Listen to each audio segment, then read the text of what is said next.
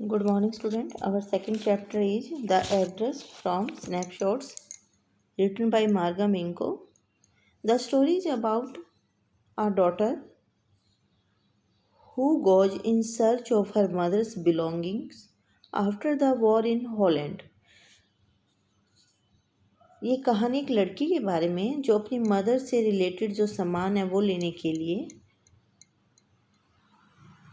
Holland में युद्ध के बाद जब वो अपना सामान लेने के लिए जाती है तो what was her experience, what happened to her.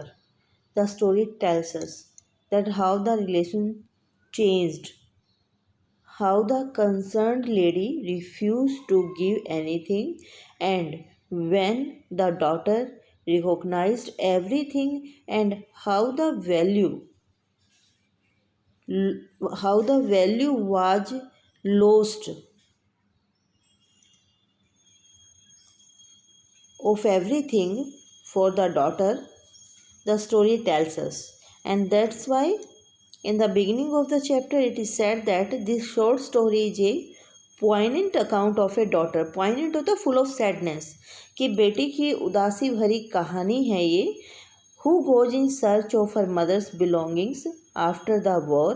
युद्ध के बाद जो अपनी मदर का सामान लेने की खोज में जाती है इन Holland. When she finds them, जब उसे वो सामान मिल जाता है, the objects evoke memories of her earlier life. Evoke जो होता है रेज करना, ग्रो करना, तो उसकी जो अपनी पहले वाली जो लाइफ है उसकी जो यादें हैं वो उसके ताज़ा हो जाती हैं, वो उसे दोबारा से याद आती हैं. However she decides to leave them all behind and resolves to move on. फिर भी वो ये फैसला करती है कि वो इन सब चीज़ों को छोड़ देगी और वो अपनी लाइफ में आगे बढ़ने की कसम खाती है. रिजॉल्व होता है किसी चीज़ के बारे में डिटरमाइन करना, दृढ़ निश्चय करना, फैसला करना. Do you still know me, I asked. मैंने पूछा कि क्या तुम मुझे जानती हो. The women looked at me searchingly. Searchingly होता है क्वेश्चनिंगली, यानी कि उस औरत ने मुझे कुछ क्वेश्चन भरे तरीके से, यानी कि कुछ सवालिया नज़रों से मुझे देखा. She had open the door A chink. Chink होता है एक दरार जितना, थोड़ा सा. उसने थोड़ा सा दरवाज़ा खोला. I came closer and stood on the step. मैं नज़दीक आ गई और स्टेप पर, यानी कि सीढ़ियों पर, जो घर के बाहर एक सीढ़ी बनी हुई थी उस पर खड़ी हो गई. No I don't know you. मैं तुम्हें नहीं जानती. I am Mrs S daughter. मैं मिसिज एस की बेटी हूँ. She held her hand on the door. उसने दरवाजे पर अपना हाथ रखा. As though she wanted to prevent it opening any further. जैसे कि वो इसे और ज़्यादा खोलने से रोकना चाहती थी. That means she doesn't want to open it any more. Her face gave absolutely no sign of recognisation. उसके चेहरे पर कोई जान पहचान का साइन नहीं था, यानी कि उसने जानने पहचानने की कोई कोशिश नहीं की. She kept staring at me in silence. वह चुपचाप मुझे घूरती रही. स्टेरिंग होता है लगातार किसी चीज़ को देखना. Perhaps I was mistaken. शायद मुझसे गलती हो गई थी. I thought. मैंने सोचा. Perhaps it is not her. शायद ये वो नहीं है. I had seen her only once flittingly. Flittingly होता है थोड़ा सा. And that was years ago. मैंने उसे एक ही बार देखा था और वो भी हल्का सा, और वो भी कई साल पहले. यानी कि जो मिसिज एस की डॉटर थी उसे ही लगा शायद कि मैं गलत घर में आ गई हूँ, मैंने किसी गलत पर्सन के डोरबेल यहाँ बजा दी है, तो शायद इसीलिए उसे लगता है कि मैंने कई साल पहले हल्का सा उसे एक बार देखा था. It was most probable that I had रंग द रॉन्ग बेल. शायद मैंने किसी गलत घर की घंटी बजा दी थी. The women let go of the door and step to the side. औरत ने दरवाज़ा खोल दिया और उसने मुझे अंदर आने दिया. She was wearing my mother's green knitted cardigan. उसने मेरी माँ का हरे रंग का बुना हुआ कार्डिगन पहना हुआ था. The wooden buttons were rather pale from washing. धोने के कारण जो इसके वुडन बटन से, यानी कि जो इस पर बटन लगे हुए थे लकड़ी के, वो थोड़े से फीके पड़ गए थे. She saw that I was looking at the cardigan and half hide herself again behind the door. उसने देखा कि मैं कार्डिगन की तरफ देख रही थी, इसीलिए दोबारा से वो दरवाजे के पीछे छिप गई. But I knew now that I was right. लेकिन मैं जानती थी कि मैं ठीक थी. Well you knew my mother, I asked. मैंने पूछा तुम मेरी मदर को जानती थी. Have you come back. क्या तुम वापस आ गई हो? सैड द वुमेन, औरत ने कहा। I thought that no one had come back, मैंने सोचा कि कोई वापस नहीं आया। ओनली मी, सिर्फ मैं वापस आई हूँ। दैट मीन्स कि the lady was also able to recognise the daughter, but she was not giving the sign of it because perhaps she didn't want to give back the belongings of her mother, and she was surprised that she had returned from that condition या after the war she had come there, कि शायद उसे हैरानी थी कि युद्ध के बाद वो वहाँ पर आ गई थी। A door open and close in the passage behind her, उसके पीछे एक दरवाज़ा खुला, यानी कि जो पैसेज यानी कि जो रास्ता था उसके पीछे घर के अंदर से जो रास्ता जा रहा था वहाँ पर एक दरवाज़ा खुला और बंद हो गया। अब मस्टी स्मेल इमर्ज्ड, मस्टी होता है सीलन वाली, कि एकदम से नमी वाली या सीलन वाली smell I. I regret I can not do any thing for you, मुझे दुख है कि मैं तुम्हारे लिए कुछ नहीं कर सकती। These words were said by that women. I have come here specially on the train, मैं यहाँ पर ट्रेन से आई हूँ। I wanted to talk to you for a moment, मुझे कुछ देर आपसे बात करनी है। It is not convenient for me now, said the women. Convenient होता है सुविधाजनक, कंफर्टेबल, कि अभी मेरे लिए ये कंफर्टेबल नहीं है। आई कांट सी यू, मैं तुमसे नहीं मिल सकती। अनदर टाइम, फिर आना। She nodded and cautiously closed the door as though no one inside the house should be disturbed. उसने अपने सिर को हिलाया और बड़ी सावधानी से दरवाजे को बंद कर दिया, जैसे कि घर के अंदर कोई डिस्टर्ब नहीं होना चाहिए, कोई परेशान नहीं होना चाहिए। I stood where I was on the step, मैं वहीं खड़ी रही जहाँ मैं सीढ़ियों पर थी। The curtain in front of the bay window moved, खाली खिड़की का जो वो मेरे सामने पर्दा था वो हिला। समवन स्टेयर्ड एट मी, किसी ने कोई मुझे घूर रहा था। And would then have asked what I wanted और नथिंग, यानी कि तब उसने पूछा कि मतलब समवन स्टेयर्ड एट मी, शायद कोई मुझे घूर रहा था, यानी कि उसे लग रहा था कि वहाँ जो विंडो बनी हुई थी, विंडो के विंडो से कोई मुझे देख रहा था, मुझे कोई घूर रहा था, क्योंकि उसका कर्टेन जब हिला तो उसे ऐसा लगा कि कोई मुझे घूर रहा था। And would then have asked what I wanted, शायद उसने उस लेडी से पूछा होगा कि मुझे क्या चाहिए था। और नथिंग, कुछ नहीं। The women would have said it was nothing, औरत ने यही कहा होगा कि कुछ नहीं।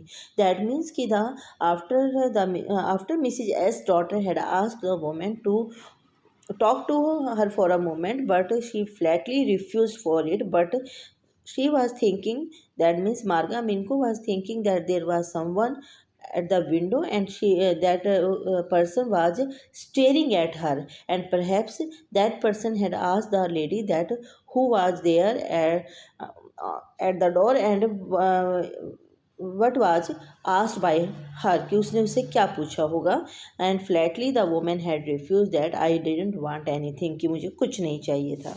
आई looked at the name plate again, मैंने दोबारा से नेम प्लेट को देखा। डॉर्लिंग इट सेड, इस पर लिखा हुआ था Darling in black letters on white enamel, यानी कि जो इसके सफ़ेद रंग की जो पट्टी थी या पेंट हुआ था उस पर काले अक्षरों में लिखा हुआ था Mrs Darling. And on the jamb a bit higher the number 46, और इसके ऊपर थोड़ा सा जो था उसके ऊपर नंबर भी लिखा हुआ था 46।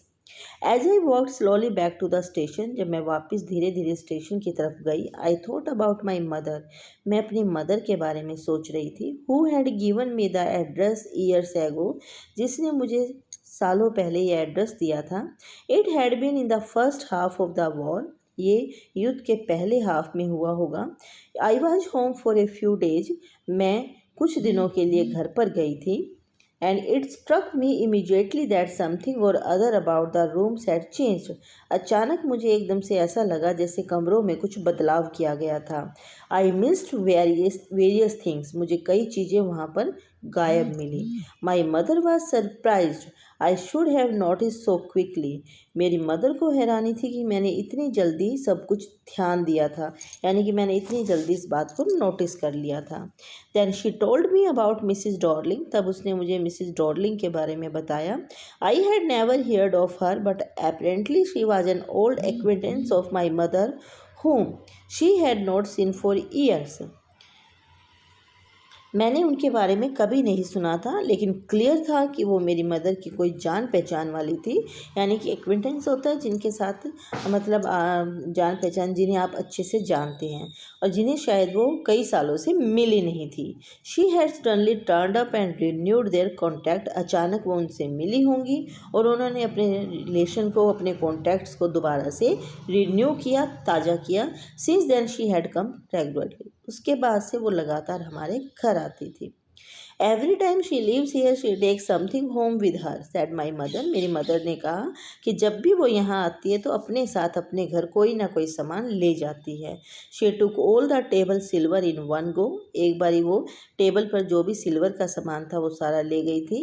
And then the antique plates that hung there, और जहाँ वहाँ पर जो वो पुरानी प्लेट्स रखी हुई थी, एंटिक होती हैं जो मतलब काफ़ी अच्छी होती हैं, जो काफ़ी पुरानी होती हैं, जो पुराना सामान होता है उसे कहते हैं एंटिक। यानी कि जो वो पुरानी प्लेटें वहाँ पर टंगी हुई थी वो उन्हें ले गई। She has trouble lugging those large vases and I am worried she had got a creak in her back from the crockery। कि उसे सारा सामान उठाने में, यानी कि उन बड़े बड़े जो वास थे, ये वास जो थे यानी कि जो पोट थे, उन्हें उठाने में उसे काफ़ी दिक्कत हो रही थी। और मुझे ऐसा लग रहा है कि क्रॉकरी उठाते वक्त तो शायद उसकी कमर में भी दर्द हो गया था। क्रिक का मतलब यहाँ होगा कि हल्का सा झटका लगना, दैट मीन्स कि थोड़ा सा पेन हो जाना। My mother shook her head pityingly. मेरी माँ ने अपना सिर काफ़ी सहानुभूति से हिलाया। I would never have dared ask her. मेरी उससे कभी पूछने की हिम्मत नहीं हुई। She suggested it to me herself. ये सब उसने मुझे खुद ही बताया था। शी इवन इंसिस्टेड, उसने ये भी जोर दिया, she wanted to save all my nice things, कि वो हमारी सभी अच्छी चीज़ों को बचाना चाहती थी। If we have to leave here we shall lose everything she says. क्योंकि वह कहती है कि अगर हमने यहाँ से छोड़ कर जाएंगे तो हमारा सारा सामान यहीं रह जाएगा, यानी कि हम हर सामान को खो देंगे। Have you agreed with her that she should keep everything, I asked. मैंने उनसे पूछा कि क्या आपने उनसे ये एग्रीमेंट ले लिया, यानी कि क्या आप उनके साथ इस बात पर सहमत हो गई हैं कि वो हर चीज़ को रखेंगी, मतलब संभाल कर रखेंगी। As if that is necessary my mother cried, it would simply be an insult to talk like that. क्या ये ज़रूरी है, मेरी मदर ने चिल्लाकर कहा, क्योंकि इस तरह से बात करना किसी की इंसल्ट करना होता है। And think about the risk she is running. उस रिस्क के बारे में सोचिए जो वो ले रही है। Each time she goes out of our door with a full suitcase of bag.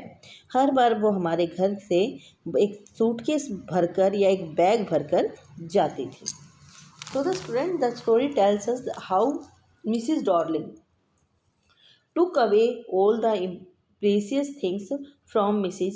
S. house when there was the time of the war, and she also told Mrs. S that she would not lose all the precious or important things if she had to left from there, and that's why Mrs. S daughter, that means the narrator, also observed when she went to home for a few days that some important and precious things were missed from the rooms. But her mother told all the incidents, and she was also very much thankful to Mrs. Dorling because, according to her mother, Mrs. Dorling was saving their precious thing. She was, that means कि Mrs. Dorling was taking a lot of pain to save those precious things. So the student read the chapter carefully. Thank you. Have a nice day.